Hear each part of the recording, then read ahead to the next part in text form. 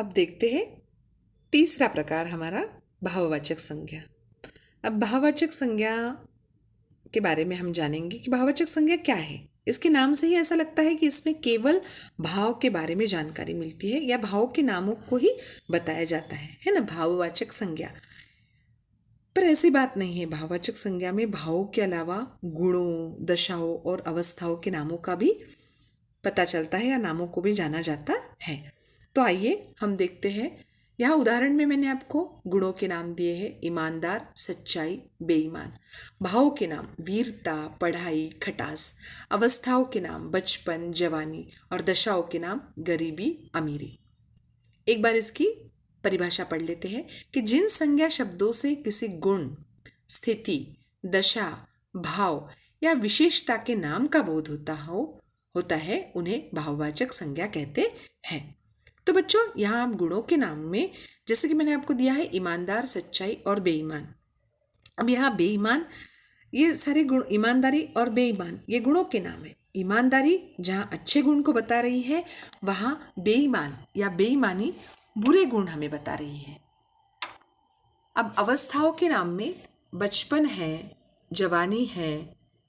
इन अवस्थाओं का हमें इस नाम से पता चल रहा है। उसके बाद दशाओं के जो नाम है कि दशाओं के नाम में गरीबी, अमीरी, ये दशाओं के नाम हो गए। तो गुणों के नाम, भावों के नाम, अवस्थाओं के नाम और दशाओं के नाम, ये सब भाववाचक संज्ञा में आते हैं। तो भाववाचक संज्ञा वह संज्ञा होती है कि जिससे ऐसे नाम समाहित किए जाते हैं जो गुणों को बताए, भावों को बताए, अवस्थाओं को बताए, दशाओं को बताए। तो वे शब्द जिनके द्वारा हम दशा का नाम, गुण का नाम, भाव का नाम, अवस्था का नाम जानते हैं, वे सारे शब्द भाववाचक संज्ञा कहलाते हैं। अब इसके बाद जैसे कि मैंने आपको शुरुआत में ही बताया कि जातिवाचक संज्ञा के अंतर्गत और दो संज्ञाएं आती है। एक है समूहवाचक संज्ञा और दूसरी है द्रव्यवाचक संज्ञा। तो आइए पहले जानते हैं समूहवाचक संज्ञा के बारे में। सर्वप्रथम इसकी परिभाषा देखते हैं। जो संज्ञा शब्द किसी वस्तु के समूह का बोध कराते हैं उन्हें समूहवाचक संज्ञा कहते हैं। जो संज्ञा शब्द किसी वस्तु के समूह का बोध कराते हैं उन्हें समूहवाचक संज्ञा कहते हैं। वैसे भी हमें इसके नाम से ही पता चलता है कि समूह का मतलब क्या है? ग्रुप। और वाचक यानी बताने वाली। तो ऐसी संज्ञा शब्द जिनसे हमें समूह, झुंड, ग्रुप का पता चलता है, जिसके माध्यम से हमें क्या पता चलता है कि जैसे कि ग्रुप है, झुंड है, समूह है, वे सारे शब्द जो होते हैं वो समूहवाचक संज्ञा कहलाते हैं या समूहवाचक संज्ञा के अंतर्गत आते हैं। जैसे कि परिवार। परिवार एक से होता है क्या? नहीं, परिवार में कई सदस्य होते हैं। भीड़, जहाँ भीड़ होती है वहाँ बहुत लोग होते हैं। कक्षा में आपके दोस्त कितने होते हैं, है ना?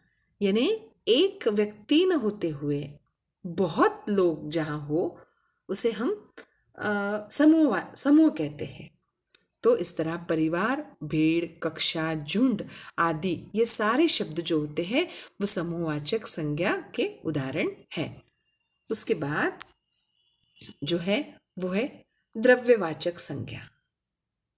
अब इसके अंतर्गत जैसे कि यहाँ बताया गया है कि द्रव्यवाचक यानी द्रव्य को बताने वाली संज्ञा। तो इसमें ऐसे शब्द आते हैं जिनके द्वारा हमें किसी तरल पदार्थ या धातुओं के नाम का पता चले। जैसे कि दूध है, घी है, कोयला है, तेल है। इन सब पदार्थों के नाम द्रव्यवाचक संज्ञा के अंतर्गत आते हैं। धातुओं के नाम, जैसे कि धातुओं के नाम में सोना, चांदी और लोहा, ये भी आते हैं। तो द्रव्यवाचक संज्ञा वह संज्ञा है जिसके अंतर्गत हम ऐसे शब्दों का अध्ययन करते हैं, ऐसे नामों का अध्ययन करते हैं जो हमें किसी द्रव्य या द्रव पदार्थ के बारे में जानकारी देते हैं। परिभाषा: ऐसी संज्ञाएं जो किसी द्रव्य, धातु या पदार्थ आदि का बोध कराती है वह द्रव्यवाचक संज्ञाएं कही जाती है। तो बच्चों, उम्मीद करती हूँ कि आपको संज्ञा यह टॉपिक बहुत अच्छे से समझ में आया होगा आज के लिए बस इतना ही।